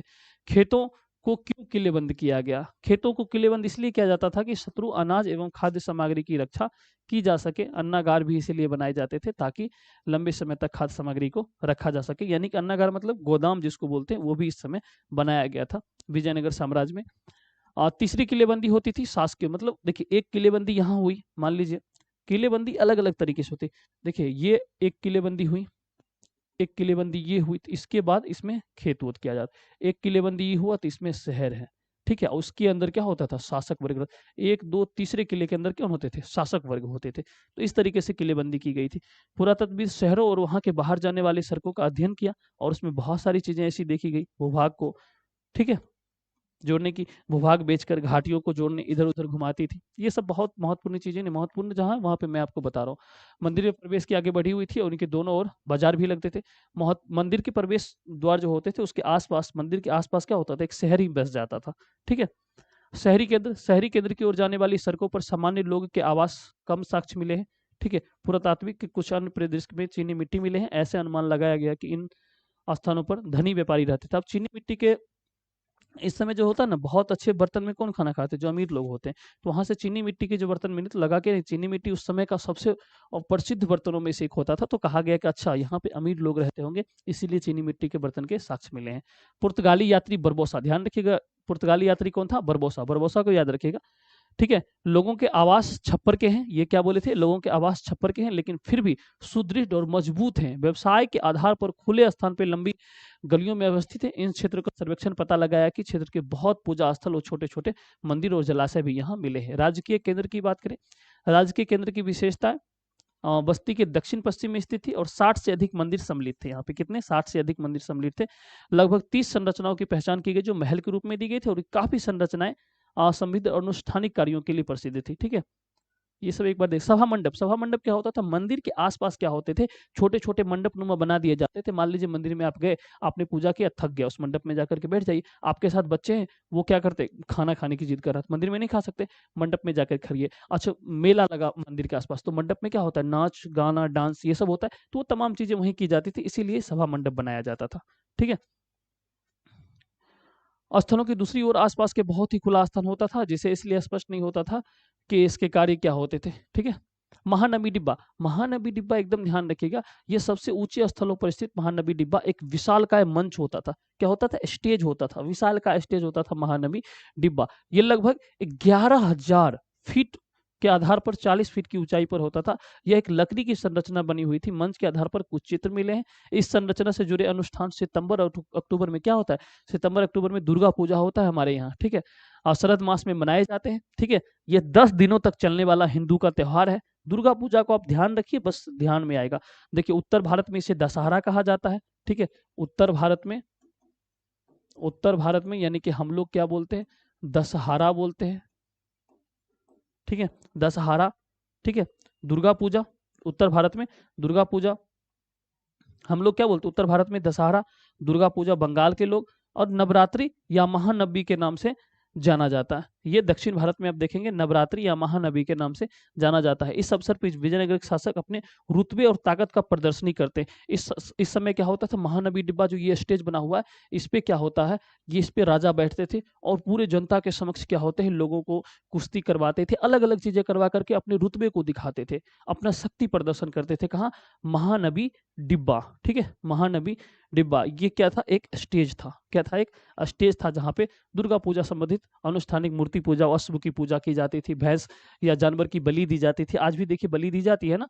उस समय से नृत्य, कुश्ती स्पर्धा, घोड़े, हाथी, रथों, ये सब सेना नायक स्थल, राजा उसके अतिथियों को दी जाने वाली उपहार, भेंट, यहीं पे तरह तरह के भेंट दिए जाते। जैसे आजकल हम लोग स्वतंत्रता दिवस पे प्रधानमंत्री राष्ट्रपति देते हैं ना सैनिकों को, कि ये आप कीर्ति चक्र लीजिए, फलाना चक्र लीजिए, इस तरीके से उस समय दिया जाता था।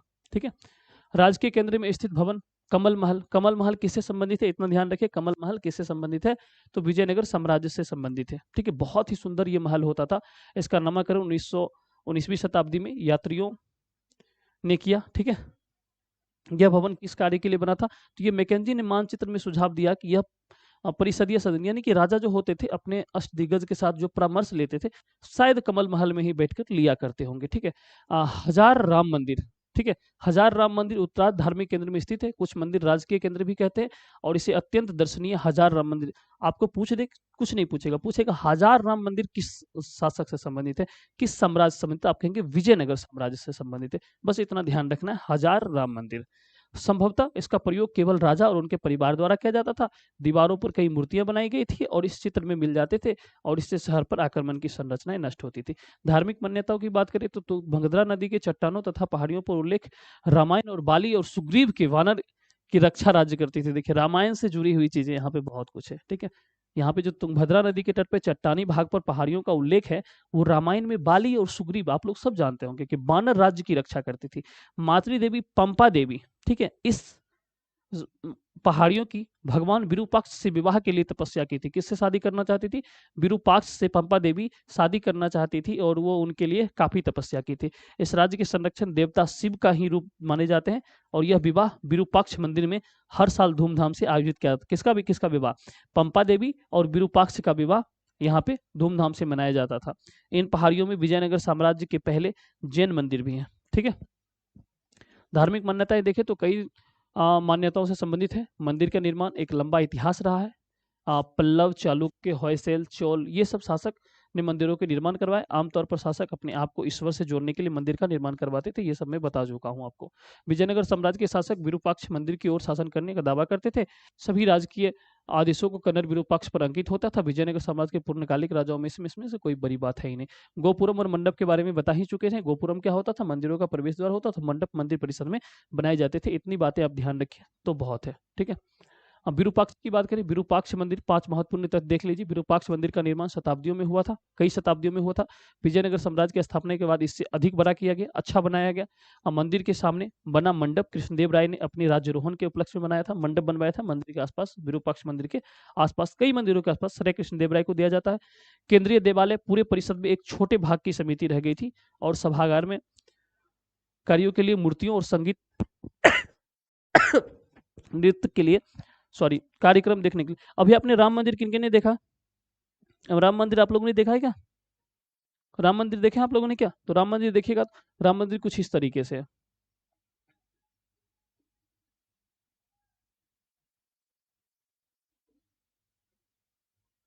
राम मंदिर कुछ इस तरीके से है। राम मंदिर कुछ इस तरीके से है। तो आप देखेंगे जब ये राम मंदिर इस तरीके से है तो ये सभागार है और इसमें भगवान राम है। तो ये सभा मंडप। अब इसमें क्या होगा? भजन कीर्तन किसी तरह की होंगे, यहाँ होंगे। भजन कीर्तन किसी तरह के होंगे, इसमें भगवान राम विराजमान है। तो इस तरीके से, ठीक है। तो इसी बात को ध्यान रखिएगा। सभा मंडप जो हुआ करते थे वो लगभग हर मंदिरों में होता था, जिसको उस समय देवालय बोला जाता था, ठीक है। तो ये सब ध्यान रखिएगा, इसमें कुछ विशेष नहीं।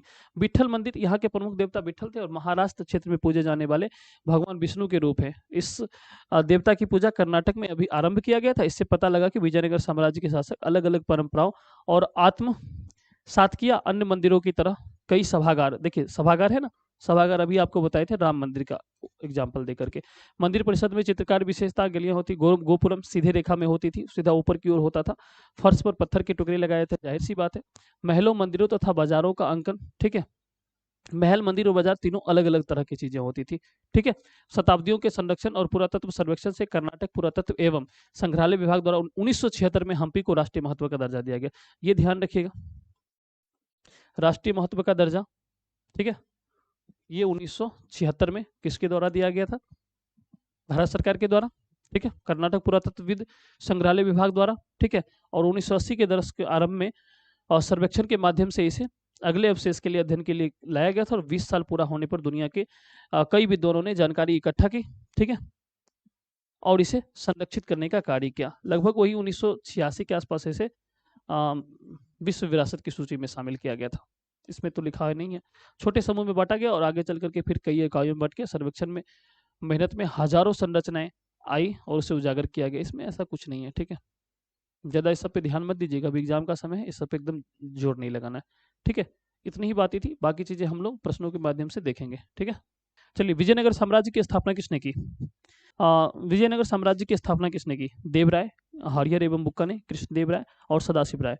देखिए हम कभी कभी कमेंट्स आपके देखते हैं, अन्यथा इस बैच में कमेंट्स देखने का कोई औचित्य नहीं है, ठीक है। लेकिन फिर भी देख लेते हैं, किन्हीं को कोई दिक्कत तो मैं मदद कर सकता हूँ जितना, उतना जरूर करूँगा। तो आप सब लोग जवाब दे रहे होंगे हरिहर और बुक्का, ठीक है। हरिहर और बुक्का कब? 1336। ये कब किए थे? 1336। विजयनगर साम्राज्य की स्थापना कब हुई? जस्ट अभी मैंने आपको बताया। 1336 किस में है? ये है, नहीं है। 1325 ये है, नहीं है, ये है। चलिए, राइट आंसर सी, 1336। हरिहर और बुक्का किस वंश के थे? ठीक है, हरिहर और बुक्का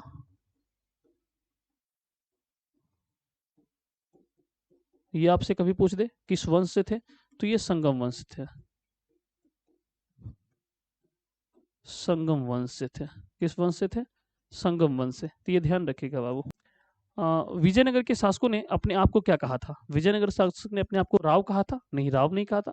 राज कहा था? नहीं, राज तो मेरा नाम है, राजू राज मेरा नाम है। ये कैसे कह सकता? मैंने इसलिए ऑप्शन में राजू राज नहीं, राजू राज नहीं था। सामंत नहीं, राय बिल्कुल सही है। अपने आप को क्या बोले थे? राय बोले थे। ठीक है, तो राइट आंसर क्या हो जाएगा? डी हो जाएगा कि विजयनगर के शासकों ने अपने आप को राय बोले, जिसे कृष्णदेव राय। ठीक है, कृष्णदेव राय, ध्यान रखिएगा। अब विजयनगर का महानतम शासक कौन था? विजयनगर का महानतम शासक अभी हमने बताया कृष्णदेव राय। ठीक है, नागलपुरम की स्थापना, अमुक्तलाय अष्टदिग्गज अपने दरबार में रखना, तेनालीराम जैसे लोगों को रखना। ठीक है, ये तुलुप वंश से, किस वंश से थे? तुलुप वंश से थे। ये किस वंश के थे? तुलुप वंश के थे। तो राइट आंसर आपका क्या हो जाएगा बाबू? बी हो जाएगा। हरिहर बुक्का ने कब विजयनगर साम्राज्य की स्थापना की? फिर से वही प्रश्न आ गए। ठीक है, 1336 में। सर्वप्रथम विजयनगर की यात्रा पर आने वाला विदेशी यात्री कौन था? सर्वप्रथम विजयनगर की यात्रा पर आने वाला विदेशी यात्री निकोलस कॉन्टी था। कौन था? निकोलस कॉन्टी था। ठीक है, निम्न में से किसने विजयनगर की यात्रा की? वर्नियर, ट्रेवेनियर और निकोलस कॉन्टी, इबन बतूता। अब देखिए ना, इबन बतूता काहे का भाई? इबन बतूता कहाँ आया था? एमबीटी के दरबार में। याद कीजिए चैप्टर नंबर 5, एमबीटी मोहम्मद बिन तुगलक के दरबार में। ठीक है, ट्रेवेनियर ये मुगल दरबार,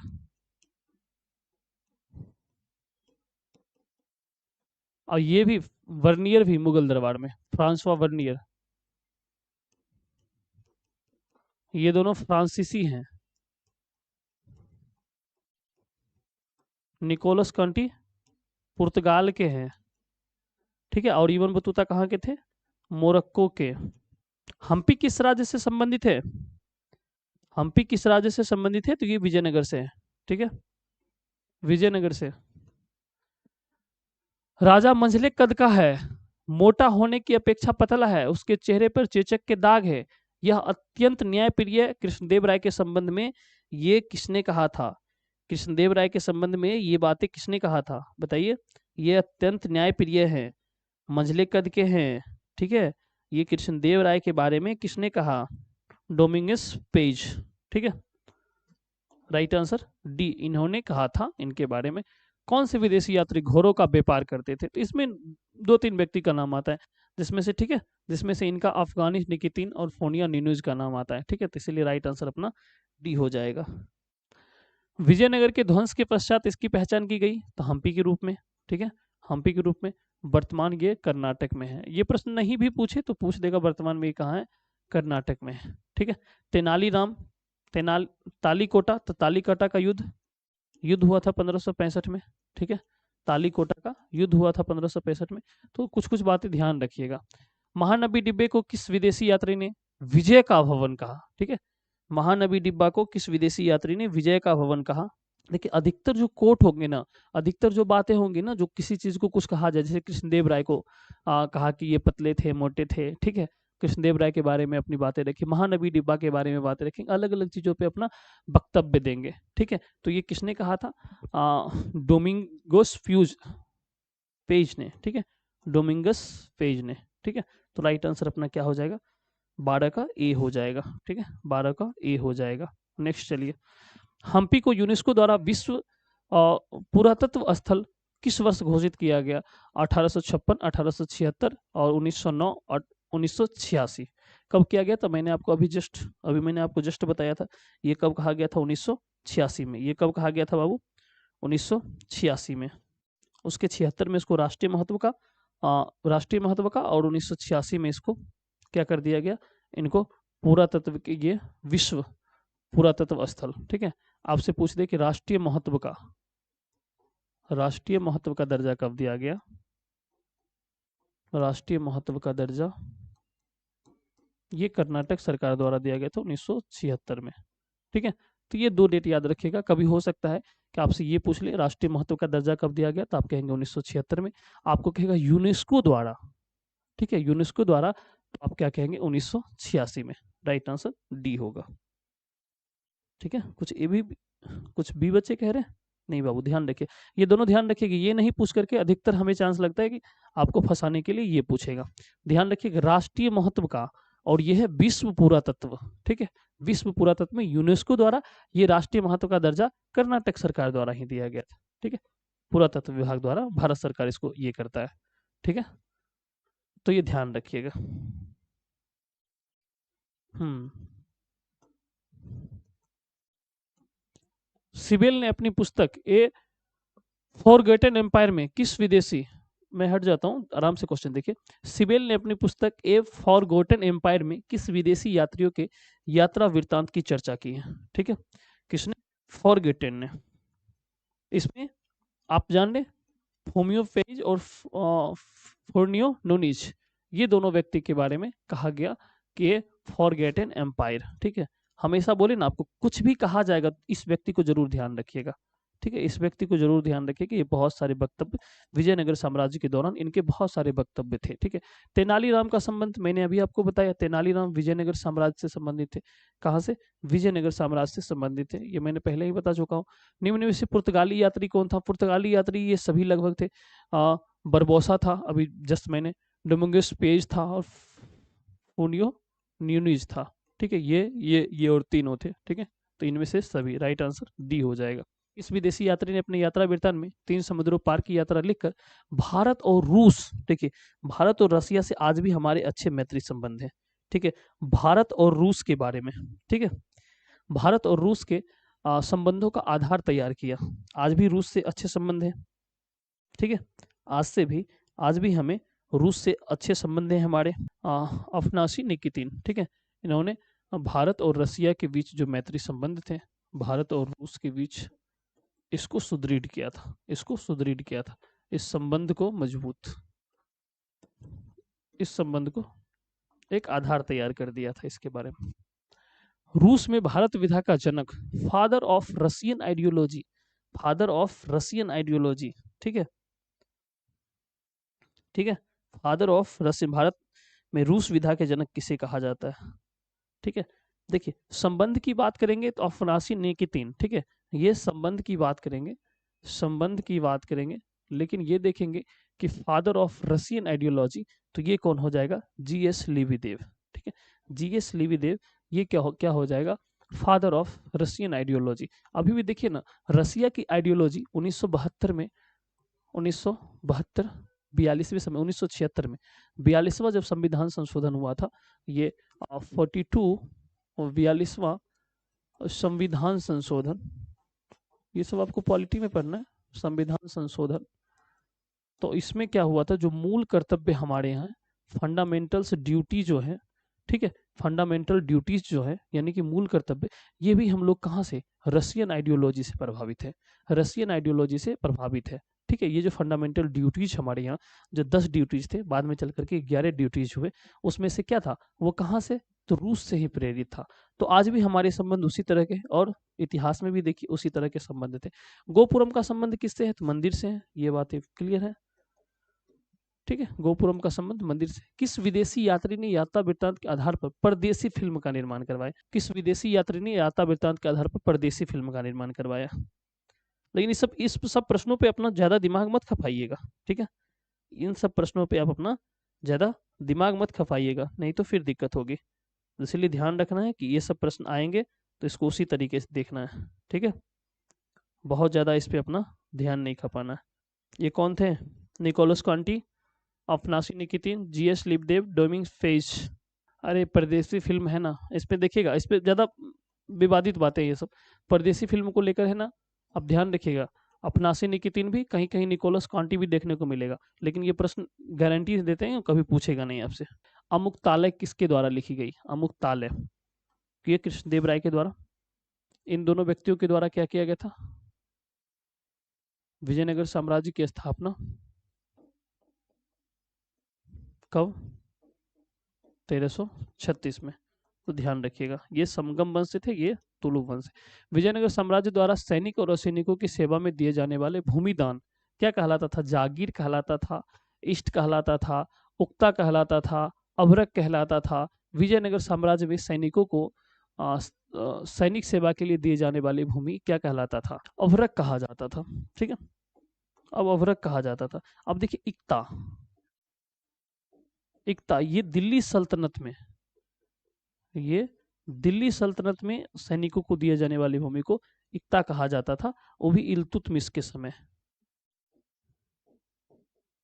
इल्तुतमिश के समय जो दान दिया तो इक्ता कहा जाता था। ठीक है, तो ध्यान रखिएगा ये सब भी, कभी इक्ता प्रणाली से ही ये संबंधित था।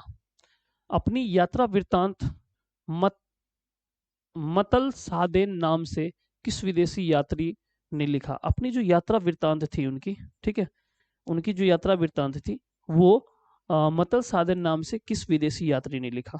ठीक है, आपको बताए थे कि वो जब हम लोग पढ़ रहे थे क्या, आ, ये यात्रियों के नजरिए, चैप्टर नंबर 5, उसमें एक नाम आता था ना एमसीक्यू में, अब्दुल रज्जाक। अब्दुल रज्जाक कहाँ, विजयनगर साम्राज्य में आए थे, वो मैंने अब आपको थोड़ी देर पहले बताया है, और उन्होंने ही अपनी यात्रा को इस तरीके से लिखा है। ठीक है, मतलब साधन के नाम से लिखा है। विजयनगर साम्राज्य कहाँ था भाई? विजयनगर साम्राज्य कहाँ था? ये बच्चों वाली बात। विजयनगर साम्राज्य को बाद में चल करके किस नाम से जाना गया? हम्पी के नाम से। और यहीं पे क्या था? यहीं पे था विरूपाक्ष का मंदिर। विरूपाक्ष का मंदिर, ऐसी विरूपाक्ष से शादी करने के लिए, विरूपाक्ष से ही शादी करने के लिए पंपा देवी जो थी ये तपस्या करती थी, और वर्तमान समय में देखेंगे तपस्या की, ठीक है, इनसे शादी के लिए। और वर्तमान में देखेंगे विरूपाक्ष महोत्सव होता है। महोत्सव, इसमें क्या होता है? पंपा देवी और इस विरूपाक्ष भगवान की शादी करवाई जाती है। ठीक है, ये कहाँ पे? हम्पी में। कर्नाटक आप जाएंगे तो देखेंगे ये महोत्सव होता है। ठीक है, वहाँ के राजकीय महोत्सव के रूप में प्रसिद्ध है। आयंकर व्यवस्था, ये भी प्रश्न बच्चे, बहुत सारे बच्चे मुझे इंस्टाग्राम पे ये किए थे। तो देखिए इसमें क्या था, जैसे पंचायती राज वर्तमान में है,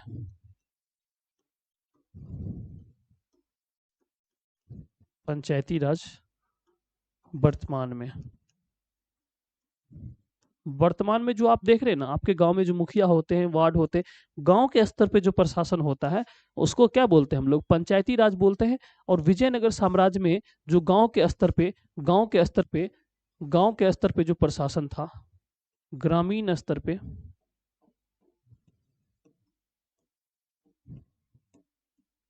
पे, प्रशासन, ठीक है, ये क्या था? ये क्या था? आयंकर व्यवस्था था। ठीक है, वर्तमान में जो पंचायती राज देखते हैं ठीक उसी तरीके से अगर आपसे लिखने के लिए भी आए आयंकर व्यवस्था, तो आप कहेंगे वर्तमान में जो पंचायती राज है विजयनगर साम्राज्य में, पंचायती राज में प्रशासन की ये सबसे छोटी इकाई होती थी। ठीक है, प्रशासन की ये सबसे छोटी इकाई होती थी, जिसे आयंकर व्यवस्था कहा जाता था। जिसे क्या कहा जाता था? आयंकर व्यवस्था कहा जाता था। राइट आंसर इसका क्या हो जाएगा? बी हो जाएगा। हरिहर एवं बुक्का किस वंश के शासक थे? ये सबको पता है, ये संगम वंश के थे। कृष्णदेव राय किस वंश से थे? ये तुलु वंश से थे। ठीक है, सब में कुछ जानने की जरूरत ही नहीं है। तालीकोटा का युद्ध, ये ध्यान रखिएगा। ठीक है, तालीकोटा का युद्ध, हम इसको इस पे कर देते हैं, तालीकोटा का युद्ध।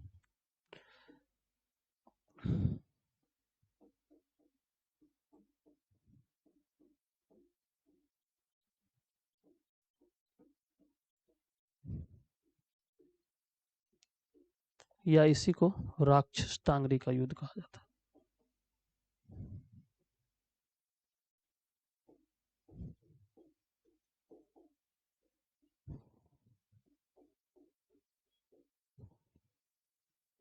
ठीक है, ये युद्ध किसके किसके बीच हुआ था? ठीक है, तो आप क्या कहेंगे? पहला तो था विजयनगर साम्राज्य,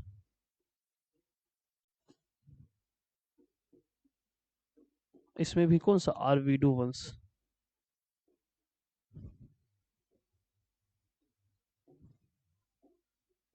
इसके राम राय थे।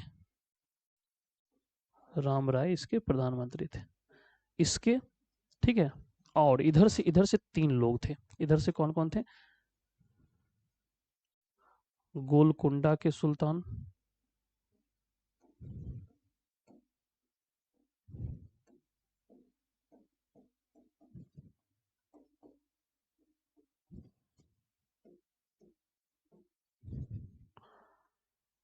अहमद नगर के शासक,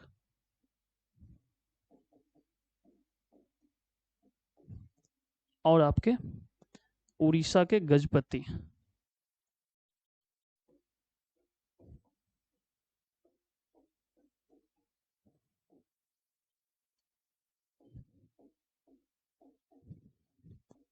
गजपति, ये तीनों की संयुक्त सेना।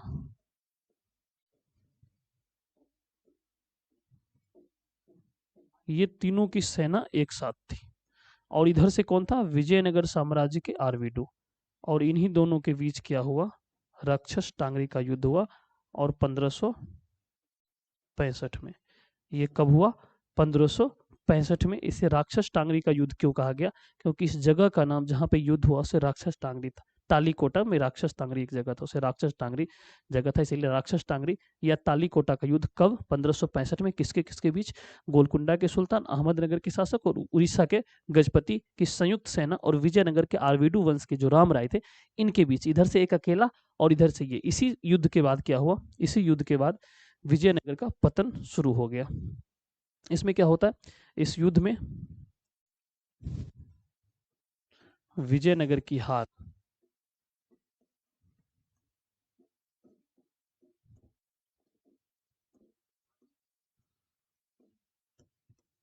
और इसके बाद क्या हुआ? पतन शुरू। ये तीनों मिलकर के विजयनगर को जबरदस्त तरीके से लूटा, जबरदस्त तरीके से लूटपाट मचाया, सब कुछ लूट-पूट के ले गया। और इसी समय क्या हुआ? विजयनगर का पतन शुरू हो गया। ठीक है, अब हम लोग अपने यहाँ पे चलते हैं। ये 1565। नेक्स्ट चलिए। मंडप कहाँ बना होता था? आपको बताए थे मंडप कहाँ बना होता था? मंदिर के प्रांगण में। किनके द्वारा मंडप? मंडप कृष्णदेव राय के कृष्णदेव राय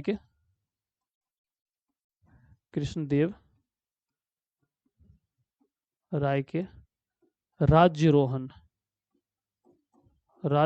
के उपलक्ष्य में।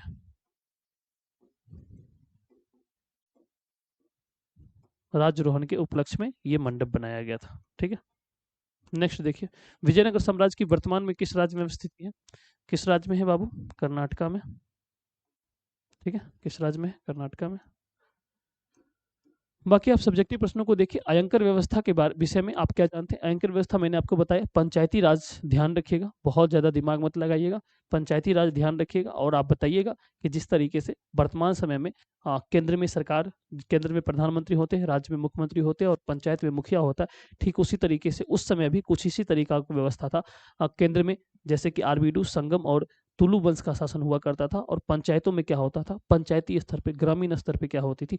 आयंकर व्यवस्था लागू होती थी। तो उसको आप लोग जोड़ करके उसको लिखना है। ठीक है, विजयनगर की 2 नंबर में ही पूछेगा। ठीक है, विजयनगर की स्थापत्य कला की विशेषता। इस समय मंदिर, गोपुरम, मंडप, ठीक है, गोपुरम हो गया, मंडप हो गया, महानबी डिब्बा हो गया, ये सब तमाम चीजें बनाई गई थी। ये सब की चर्चा आप लोग कर देंगे। आपके विचार में महानबी डिब्बा से संबंधित अनुष्ठान। दुर्गा पूजा के बारे में जितनी बात आप जानते हैं लिख दीजिए यहाँ पे। ठीक है, दुर्गा पूजा में कुश्ती होता है, सांस्कृतिक कार्यक्रम होता है, सैनिकों को सम्मानित किया जाता था, घोड़े और हाथियों का प्रदर्शनी किया जाता था। ये तमाम चीजें महानबी डिब्बा में होता था। और अपने आप को शक्तिशाली कौन दिखाते थे वहाँ पे? जो शासक होते थे। विजयनगर समाज की जल आवश्यकताओं की पूर्ति, वही तुंगभद्रा नदी याद रखिए, कृष्णा नदी याद रखिए, ये तमाम नदियों से उनकी आवश्यकता पूरी होती थी। कृष्णदेव राय की उपलब्धि पे प्रकाश डालिए। ये बहुत सारे काम किए थे, जो 2 4 5 काम आपको दिखे वो लिख दीजिए। सिंचाई व्यवस्था, वही जल। विरूपाक्ष मंदिर की 2 विशेषताएं। आपको पता है विरूपाक्ष मंदिर का निर्माण कई वर्षों से किया जाता था और इसको बहुत बड़ा किसने करवाया था? कृष्णदेव राय अपने समय। इसमें आसपास क्या करवाए थे? मंडप का निर्माण करवाए थे कृष्णदेव राय अपने राज्यरोहन के उपलक्ष्य में। तो ये सब लिख दीजिएगा। विजयनगर साम्राज्य की सांस्कृतिक उपलब्धियों, बस वही बातें। सांस्कृतिक उपलब्धियां मन यानी कि मंदिर को लेकर के जो बातें थी, महानबी डिब्बा को लेकर के बातें थी, मंडप को लेकर के जो बातें थी, वही सांस्कृतिक बातें हुई। विजयनगर के संक्षिप्त इतिहास को लिखिए। वही 4 वंश के बारे में देखिए, संगम, आरबीडू, तुलुब सुलुब के बारे में थोड़ा थोड़ा लिख दीजिएगा। ठीक है, बाकी एक बार इसको पढ़ लीजिएगा, ये डलवा देंगे हम। आज के लिए इतना ही रहने देते हैं। तब तक के लिए आप लोग हंसते रहिए, मुस्कुराते रहिए और प्लीज़ आप अपना बहुत ध्यान रखिए। क्योंकि ठंड का समय आ रहा है, आपकी तबीयत किसी भी तरीके से ख़राब नहीं होनी चाहिए। मेरी ख़राब हो गई इसलिए मैं बता रहा हूँ कि आप अपना बहुत ख्याल रखिए और बहुत जम के पढ़िए। बहुत बहुत धन्यवाद।